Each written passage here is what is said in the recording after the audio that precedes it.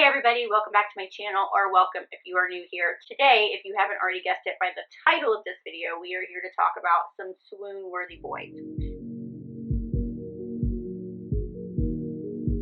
I thought because we are in the month of love and we are coming up on Valentine's Day, I thought, hey, why not make a video about some book boys that are just so good that we swoon, we get all the feels, we get the warm, melty feelings, and they're just good. They're good boys. I'm sure by now you all know that I love me a bad boy. Can't get enough of them in my reading. Love me a bad boy. But there's just something about a good boy that cleanses the palate, that is refreshing, that just gives you all those good feels. And again, we are in that season, so why not center this around the good boy? All right, so now that we've got that out of the way, here is another thing we need to talk about. Ladies, we are talking about boys here. And what are boys? They're not perfect. I mean, let's face it, ladies, neither are we, but like our boys are not perfect. So our boys here do have flaws. They are going to make mistakes, but we're willing to overlook that because that good is so good, and you can't help but forgive them because let's face it, the makeup is even better. All that being said, let's go ahead and get into these recommendations and talk about the boys that make us swoon. So the first swoon-worthy boy that we're going to talk about is Archer Hale from Archer's Voice by Mia Sheridan. Oh, Archer. I mean, how could we not love Archer? Dreamy looks, hot as sin body. He's eager to please his woman in so many ways. So Archer was in a terrible accident when he was a very small boy, and that left him without a voice. And he grew up in a very small town where, as you know, with small towns, everybody knows everybody, and this left him a little bit of an outcast, and then is basically a recluse. He only comes out into town when he absolutely needs to for necessities or food or things like that, and he'll typically do that at night when the town has pretty much died down and everybody's gone home. And one night when he's doing this very thing, he actually runs into Bree, who is a newcomer to the town, who has also been dealing with a tragedy of her own, and who just needs really like a place to breathe. And Bree from the get-go is pretty persistent of, we need friends in life, and we're gonna be friends. Like, I see a kindred spirit in you. And although Archer is just not quite sure how to take her, he is very intrigued by her because he's really never had any friends. He's never had any true friends. He's never had a true bond with anybody because he is an outcast in this town. People perceive him as like stupid, like he's a moron, even though he's further from that. So this bond that they form together, that aside, is absolutely beautiful. But then you have Archer, who just starts to come out of his shell a little bit more with the coaxing of Bree, because she's showing him that, you know, you don't have to hide, and I want to know who you are.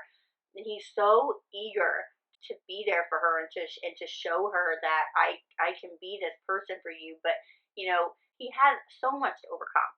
He is socially awkward because he really has not been around anybody for most of his life other than his uncle, who has recently passed away. So he is all alone. The way that he explores friendship and then a relationship and then love and introduces himself back into society, it was just absolutely swoon worthy. And also, those spicy scenes hit. I read this a few years ago, and then I read it again last year, and I absolutely forgot about how spicy some of those scenes are. And Archer, honey, Archer, yes. The next book boy that I have on this list is Will from Waking Olivia by Elizabeth O'Rourke. Will is on this list because he's a stand-up guy. When we meet Will, we find out that he's basically put life's ambitions, his goals, the career that he wants on hold to provide for his family. So he provides for his mother and his little brother.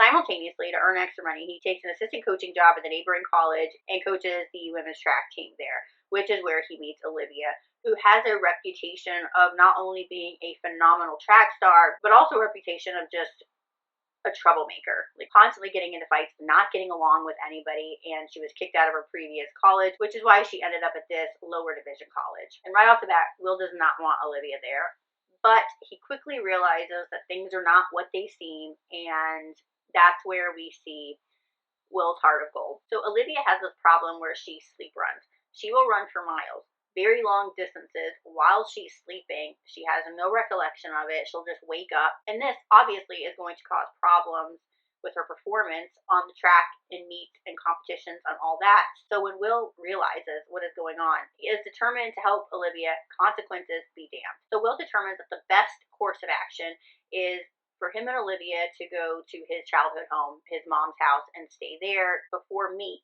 so that he can watch her and make sure that she doesn't run and then stop her before she starts sleep running. And he feels, because I'm her teacher, I'm her coach, she's my student, obviously it's a very big no-no, but maybe because I'm bringing her to my mom's house, maybe alleviate some of that pressure and the taboo aspect of it if we're where my mom can watch us, basically. But here's the thing with Will, like, his kindness, his generosity is something that Olivia has not really gotten a lot of in life, and that kind of endears her to him and him to her as well. He starts to their friendship grows into more of a bond, and they start to have feelings for each other, and Will really struggles with that. He knows that this is not right, but also I could lose, my family could lose everything, so he really does struggle with that. But the way that he helps her and the way that he challenges her, the tenderness that he gives her, puts him on this list. I was really surprised by this book when I read it. It's definitely a hidden gem for sure from last year, and I highly recommend it. And then of course you have Will,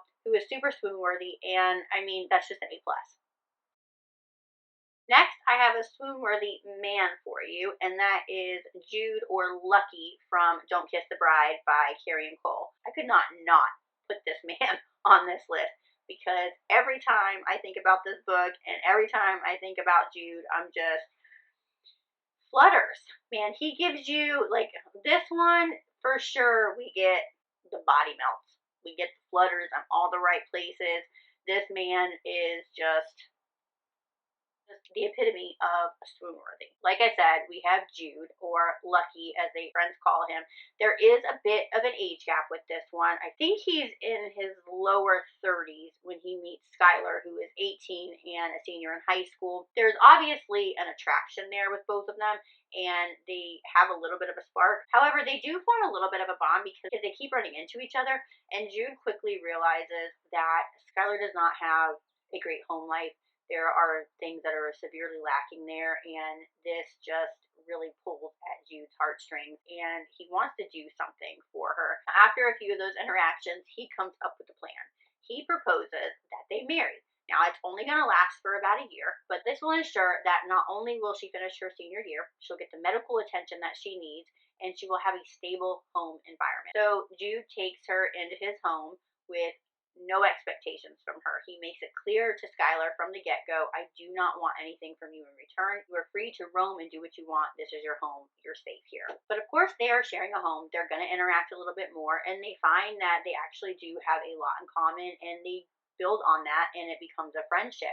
There's obviously attraction on both sides, but they're not willing to cross that at this point. But they do build a friendship and realize that they do have a lot in common. But Jude does these seemingly small things on the side for her that just leave a really big impact for Skylar, because she obviously wasn't getting that at home. She hasn't gotten that for a very long time. And to see somebody put her needs in front of their own, and to take stock in her and want to know more about her, and really want to interact with her, that means a lot to Skylar. And one really big thing that blew me away was, so, I mean, they haven't known each other very long when they do get married. And Jude could have not gotten her a ring, could have put like an old earring or something on her finger, or gotten one of those freaking ring pops or something. But no, he buys her a real ring, a real diamond. And of course, Skylar is absolutely floored by this. But that right there, like, that says something. He wasn't expecting anything from her. The fact that he thought, yeah, this may be fake, but you're my wife, and no fake or real wife of mine is going to be wearing a fake wedding ring. That was one of the, I think that was like the first big moment that I had with Jude. And she gets a little sick in the way he takes care of her, and it's just, there's something about a man that looks bad that is so good. That just, yes, this one is a definite read. If you haven't read it, you definitely can't go wrong. You will get the swoons. You will get the flutters in many places. You will melt. It's swoon worthy for sure. Jude. So the next swoon-worthy boy that I have for you is Clay from Blindside by Candy Steiner. When we first meet Clay, he is completely devastated and heartbroken because his longtime girlfriend has just broken up with him, and he's shattered. And because of this, his mouth gets him into a little bit of trouble when he's doing an interview for his college team, and our heroine, Gianna, works in the PR with that team, so they strike up a deal. She's going to help him, and he's going to help her. They're going to fake date so that Clay can get his girlfriend back, and Gianna can get a date with her major boy crush. Clay is on my list because very early on he realized Gianna is not who he bargained for, and that is not a bad thing. Although they are fake dating, he absolutely shows her respect. He asks her permission for things, which I really found endearing. He never wanted to cross any boundaries and make Gianna very uncomfortable. However, Gianna blindsides him. Wait. Alright, anyway, she does. She blindsides him, and she's like, well, since we're fake dating and we have this arrangement, like, why don't you help me with some other things that I'm inexperienced with? Clay is a man, so there's that. But what I loved about him, and one of my favorite things about him, was Gianna likes to read smutty, spicy books, and has a bit of a collection in her apartment where Clay finds these. So he takes a couple of these and he reads the dog-eared pages and the pages that she's highlighted to get a better idea of what Gianna likes. That right there, swoon-worthy. You're going to read my book to figure out what I like so you can do what I like. But we're fake dating, and you figured this out all on your own? Melt. Flutters. Okay, Clay.